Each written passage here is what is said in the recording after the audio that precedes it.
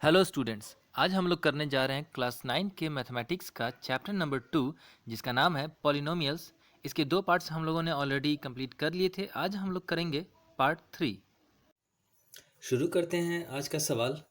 Find value of k if x minus 1 is a factor of polynomial 2x square plus kx plus root 2।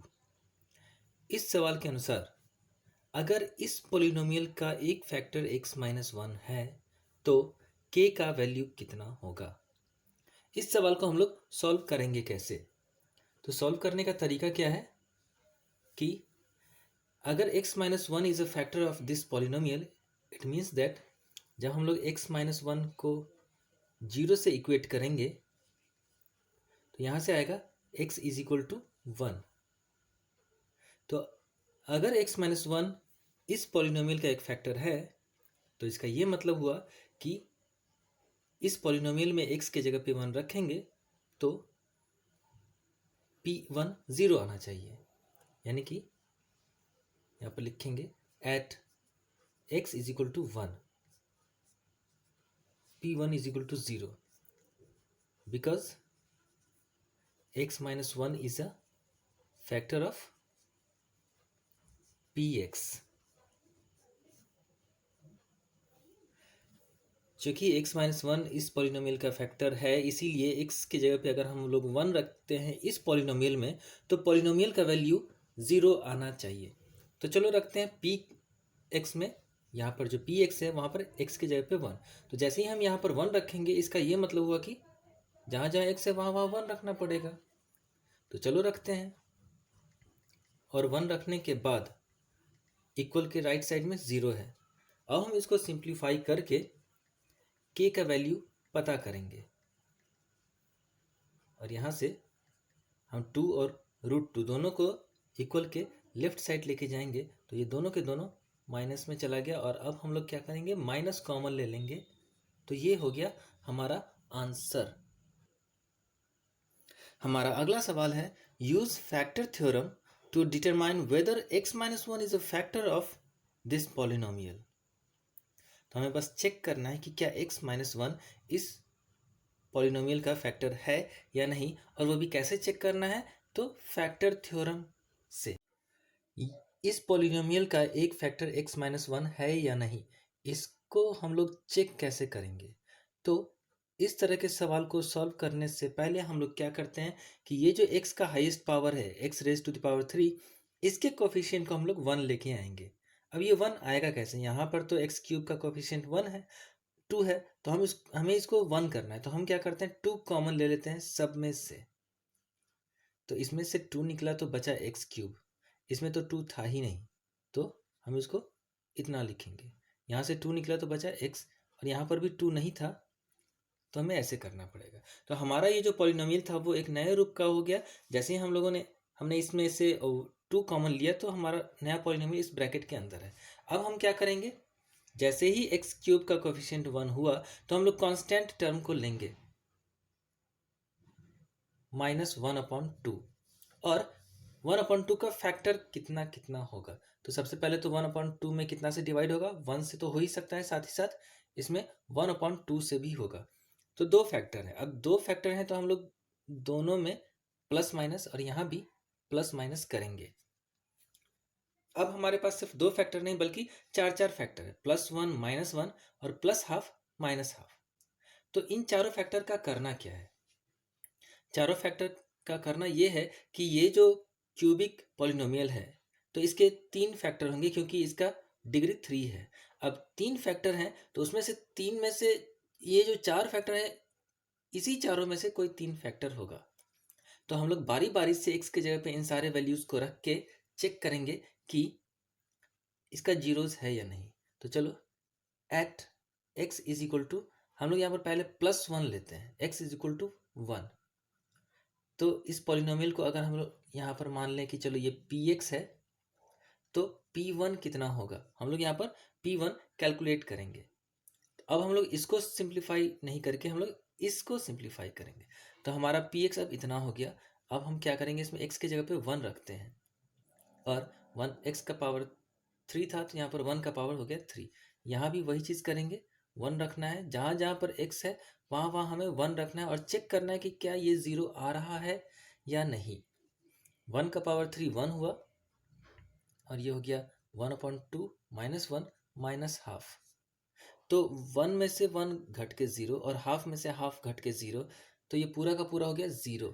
इसका क्या मतलब हुआ कि जैसे ही हम लोगों ने x के जगह पे 1 रखा और पॉलिनोमियल का वैल्यू 0 आ गया, इसका ये मतलब हुआ कि 1 जब इधर आता तो ये हो जाता क्या, x - 1। तो hence x - 1 is a factor of px, polynomial px। तो चलो हमारा सवाल तो यही सॉल्व हो गया। अगर यहाँ पर सपोज करो कि ये नहीं होता तो हम लोग क्या करते, x के जगह पर अभी हम लोगों ने +1 रखा था, अब हम लोग -1 रखते और बारी बारी से चेक करते कि 0 आ रहा है या नहीं। अगर 0 आया तो फैक्टर हुआ, इस तरह से 1 को लेफ्ट साइड लाके x - 1 हो गया, तो x - 1 इज अ फैक्टर। तो यहाँ पर हमें बस यही चेक करना था कि क्या x - 1 is a factor of this polynomial और नॉट। तो यस, ये है। हम लोग लिख देंगे कि hence x - 1 is a factor of polynomial px। हमारा अगला सवाल है फैक्टराइज 2y³ + y² - 2y - 1। हमें इस पॉलिनोमियल जो कि एक क्यूबिक पॉलिनोमियल है, इसको फैक्टराइज करना है। तो सबसे पहले हम लोग क्या करेंगे, लेट py, क्योंकि ये पॉलिनोमियल y में है इसलिए इस बार हम लोग px नहीं लिख के py लिखेंगे। तो late py = 2y³ + y² - 2y - 1। हमें इसको फैक्टराइज करना है। फैक्टराइज करने का क्या रूल है कि हम लोग y³ के कोफिशिएंट को, यानी कि ये इस पॉलिनोमियल का जो हाईएस्ट डिग्री वाला टर्म है उसका कोफिशिएंट 1 करते हैं सबसे पहले। तो चलो 1 कैसे करेंगे, यहाँ पर जो 2 है उसको हम लोग कॉमन ले लेते हैं। तो ये लगभग पिछले ही सवाल के जैसा है, y³ + y² / 2 - y - 1/2। अब जैसे ही ये कॉमन हो गया 2, तो इसमें कांस्टेंट टर्म है हाफ, तो 1 - हाफ का फैक्टर क्या क्या होगा, तो ये होगा 1, 1/2। और अब हम लोग इसके आगे में प्लस माइनस साइन लगाएंगे और बारी बारी से +1 फिर -1 इस पॉलिनोमियल में रख के चेक करेंगे कि ये 0 हो रहा है या नहीं।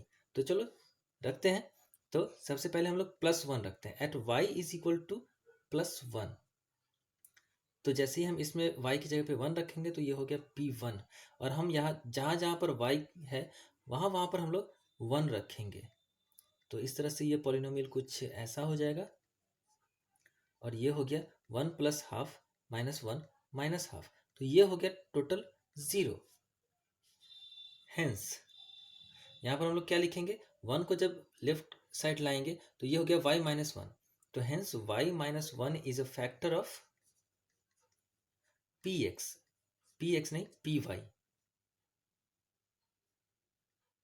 तो चलो एक फैक्टर तो पता चला, हमें और कितने फैक्टर निकालने हैं। तो चूंकि ये पॉलिनोमियल एक क्यूबिक पॉलिनोमियल है, यानी कि इसमें वेरिएबल का हाईएस्ट पावर 3 है, इसका ये मतलब हुआ कि इसमें 3 फैक्टर्स निकलेंगे और अभी हमने सिर्फ एक ही फैक्टर निकाला है। तो अब हम लोग क्या करेंगे, एट y = यहाँ पर अभी हम लोगों ने सिर्फ +1 वैल्यू रखा, अब हम लोग y की जगह पे -1 वैल्यू भी रखेंगे और चेक करेंगे कि क्या पॉलिनोमियल का वैल्यू 0 हो रहा है। तो चलो चेक करते हैं। एट y = -1, तो इसमें हम जहाँ जहाँ पे y होगा वहाँ वहाँ पे हम लोग -1 रखेंगे और फिर उसका वैल्यू फाइंड आउट करेंगे और ये भी चेक करेंगे कि क्या वो वैल्यू 0 हो रहा है या नहीं। अगर 0 नहीं हुआ तो हम इसको यहीं पर छोड़ देंगे, कुछ नहीं करेंगे, और अगर 0 हो गया तो इसका मतलब कि हमें एक फैक्टर मिल गया। तो इस तरह से यहाँ पर ये हो गया 1/2 और +1 और -½ अब -1 और +1 ये घट के 0, +½ और -½ ये भी घट के 0, तो ये तो टोटल 0 हो गया। इसका मतलब हेंस -1 जब लेफ्ट साइड आया तो ये हो गया y + 1, तो y + 1 is a factor of py। तो चलो इस पॉलिनोमियल के हमें दो दो फैक्टर मिल गए, अब हमें सिर्फ एक ही फैक्टर और निकालना है और तब हमारा ये इक्वेशन, ये पॉलिनोमियल सॉल्व हो जाएगा। अब हम लोग क्या करेंगे, हम लोगों ने y की जगह पे +1 और -1 रख दिया, अब हम लोग +½ रखेंगे।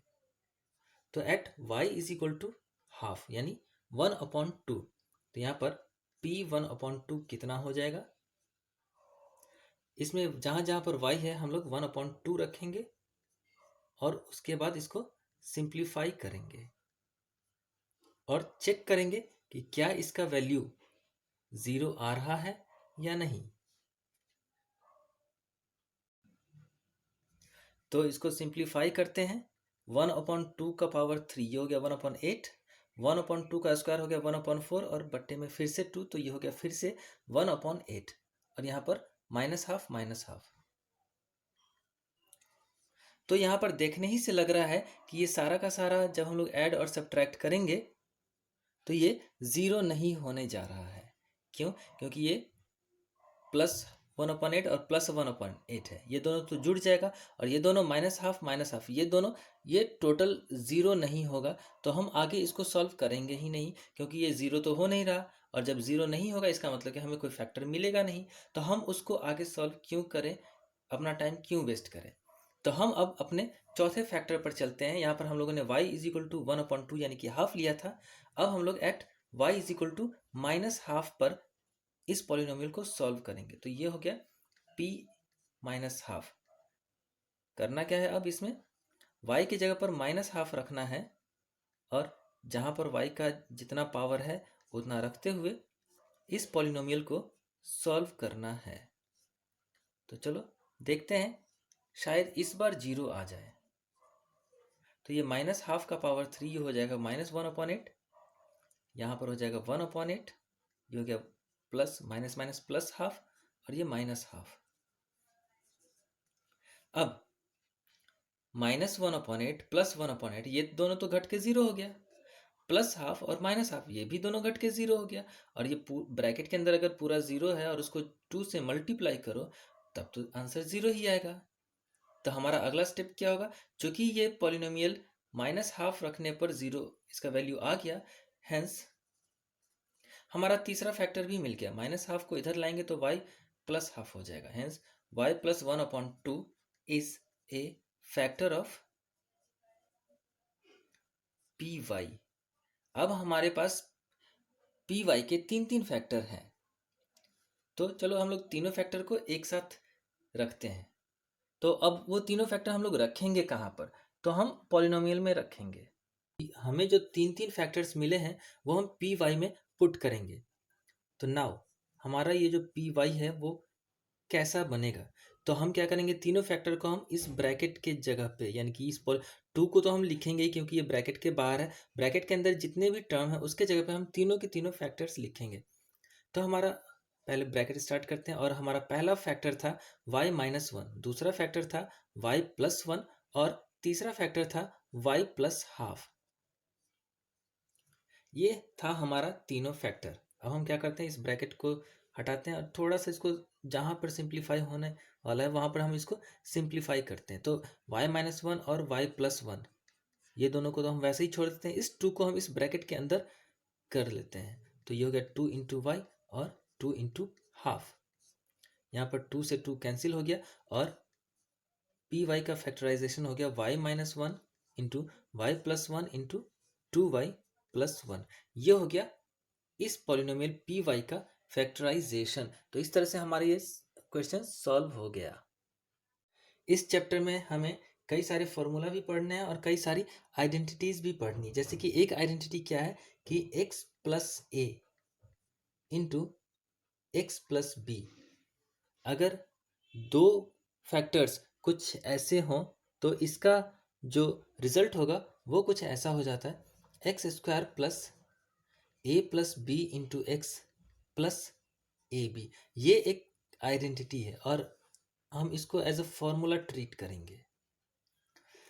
इसके अलावा अगर यहाँ पर ये प्लस है, अगर माइनस होता तो क्या होता, जैसे मान लेते हैं कि x - a और x - b, तो क्या होगा, जहाँ जहाँ पर a है वहाँ वहाँ पर हम लोग -a रखेंगे, जहाँ जहाँ पर b है वहाँ पर हम लोग -b रखेंगे, यानी कि फॉर्मूला सेम रहेगा। और इसको हम लोग कैसे करेंगे सिंप्लीफाई, यानी कि हमें ज़्यादा फॉर्मूला याद नहीं करना है, बस एक ही फॉर्मूला से माइनस वाला का भी काम चलाना है। कैसे करेंगे हम ऐसा, तो यहाँ पर a है, यहाँ पर a के बदले हम -a रखेंगे और यहाँ जो b है तो हम b की जगह पे -b रखेंगे। यहाँ भी हम लोग वही करेंगे, ए की जगह पर माइनस ए और बी की जगह पर माइनस बी। तो हमारा ये फॉर्मूला कैसा बन जाएगा, इस दोनों में से माइनस कॉमन लेंगे तो A plus B into x, और ये हो जाएगा माइनस ए और minus B, minus minus plus A B. तो ये हो गया हमारा दूसरा आइडेंटिटी। हम इसी दोनों आइडेंटिटी का इस्तेमाल करते हुए कुछ क्वेश्चन सॉल्व करेंगे।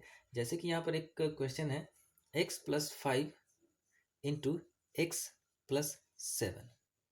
अब हम इसको सॉल्व करते हैं, वो भी इस आइडेंटिटी के द्वारा। तो अकॉर्डिंग टू दिस आइडेंटिटी पहले हमें ये चेक कर लेना कि क्या फर्स्ट टर्म दोनों ब्रैकेट का पहला टर्म इक्वल है या नहीं। तो इक्वल है, तो इसको फॉलो करते हुए एक्स स्क्वायर प्लस ब्रैकेट में 5 प्लस 7 और into x plus 5 into 7, into यानी मल्टीप्लाई।